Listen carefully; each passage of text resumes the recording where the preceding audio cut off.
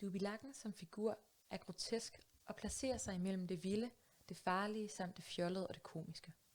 Dubilakkens formsprog i træ, ben, sten og tand har udviklet sig gennem interessen udefra og de forskellige dubilakskæreres fantasi og fortælling.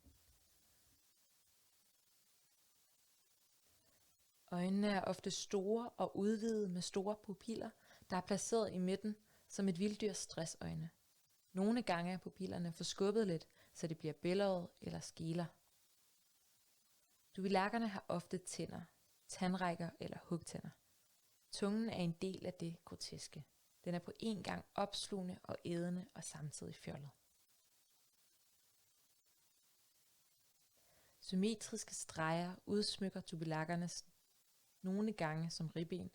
Måske er nogle af stregerne stiliserede rynker, eller de kan være overleveret levn fra inuitiske tatoveringstraditioner. Dubilakken var oprindeligt en ånd, som er næret og sendte efter sin fjende. Lavet af jordiske rester af diverse døde dyr, ligrester og andet.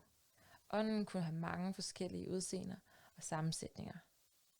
Dubilakken kunne komme gående, krybende, kravlende eller svømmende. Da europæerne kom til Grønland, ville de gerne se og høre om disse dubilakker. Da ånden ikke var synlig, blev de som afbildninger skåret ud i drivtømmer, ben eller tand. Efterhånden blev disse udskæringer også en eftertragtet souvenir, først for hvalfangerskibe og senere for ekspeditionsskibene. Efterhånden som litteratur udefra blev oversat til grønlandsk, begyndte dubilakken også at tage form fra ikke-grønlandske dyr.